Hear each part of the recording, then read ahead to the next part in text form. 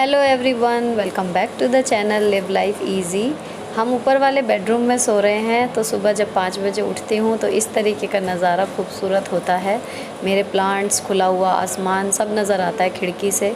ये चीज़ बहुत अच्छी लगती है ऊपर वाले बेडरूम में। फ़िलहाल आज है मेरा बर्थडे, जैसा कि आप थंबनेल देख के समझ गए होंगे।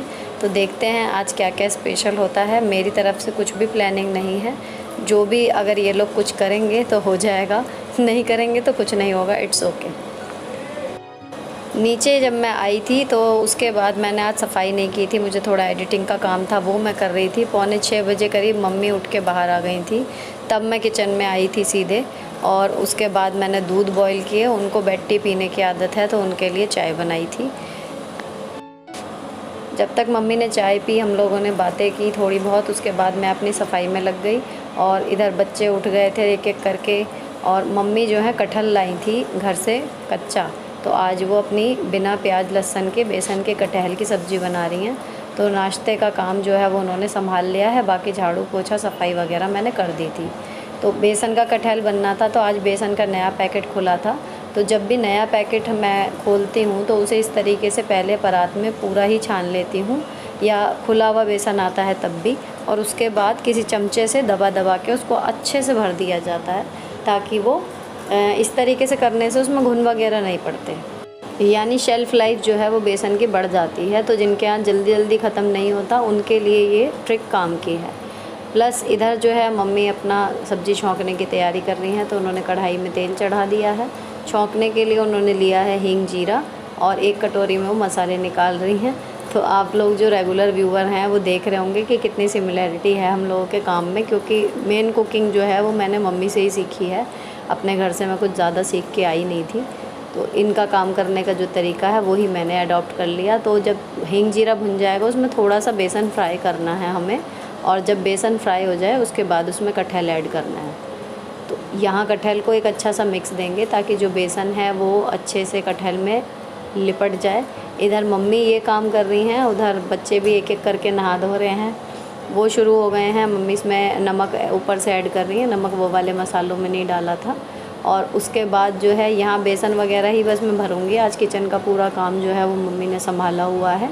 तो यही मैं आप लोगों के कमेंट्स में भी कई बार कहती थी कि जॉइंट फैमिली का जब आता है ना कि आप जॉइंट फैमिली में नहीं कर पाते इतना काम, तो मैं हमेशा यही उसका जवाब होता है कि हाँ जी, इतना काम नहीं करते थे, क्योंकि करने की ज़रूरत ही नहीं होती थी। मेरी सास इतनी एक्टिव हैं कि वो मोस्टली काम खुद ही समेट लेती हैं, तो मेरे को सिर्फ जॉब, बच्चे, यही सब देखना होता था।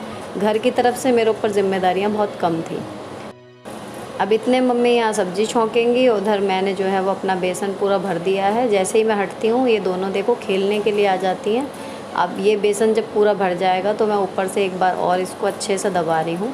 जितना टाइट आप भर देंगे, यही तरीका मैं आटे के ड्रम में भी जब आटा भरती हूँ तो अप्लाई करती हूँ, ये काम करती है, जल्दी से घुन वगैरह नहीं होते।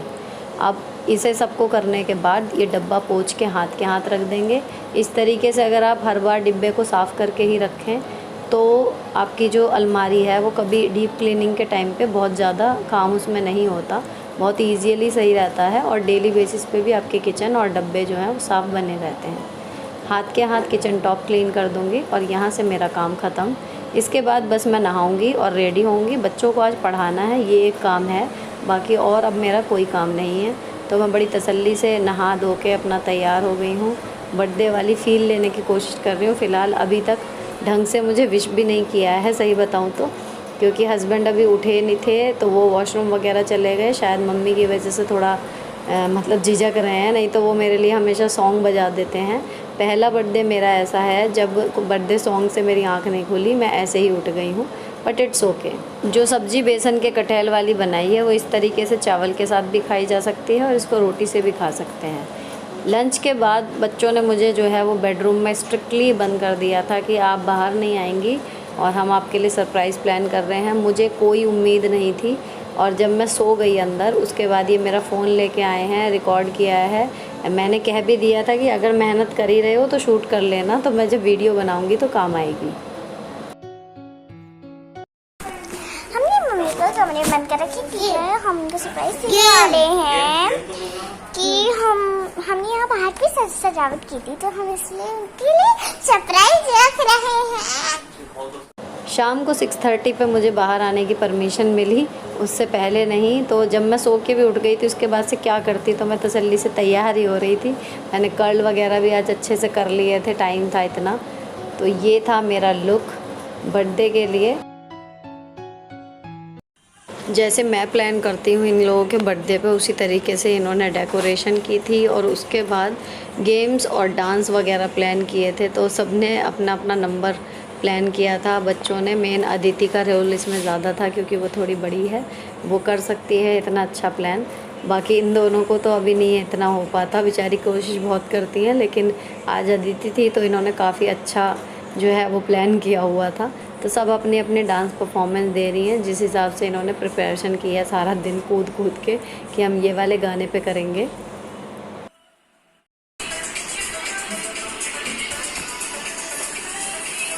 अरे इसको बंद कर देने का गाने को।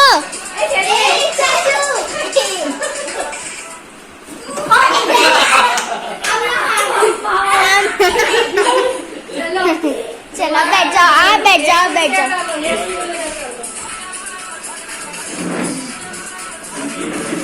चलो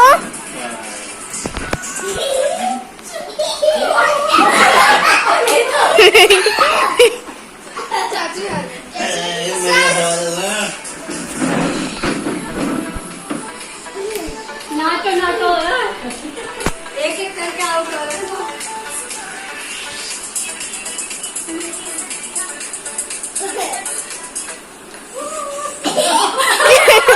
डैडी आओ, 2 लेडीज बची हैं। हम बच गए, राजू और वीरा भाई।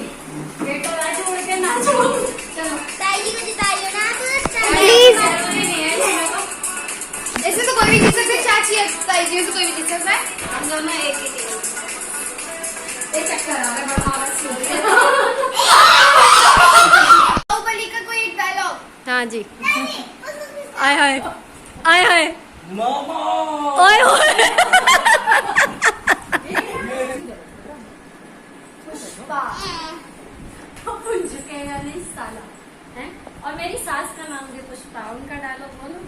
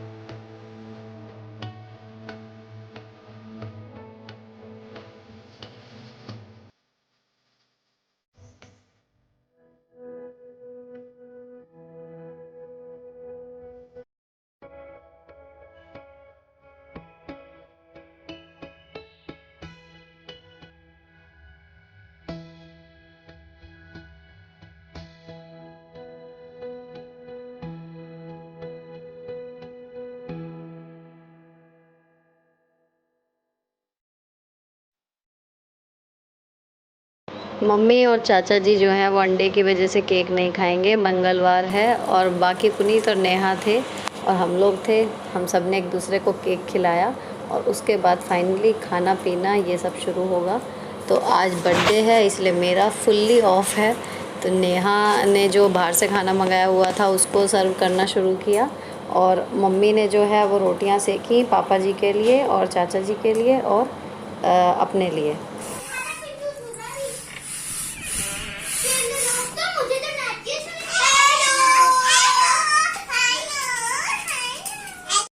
अब जो गेम इन्होंने हमें खिलाए थे फ़िलहाल अब ये खुद खेल रहे हैं, क्योंकि अभी इन्हें लग रहा है कि बच्चों ने बड़ों को खिलवा दिया, हमारी तो बारी आई नहीं।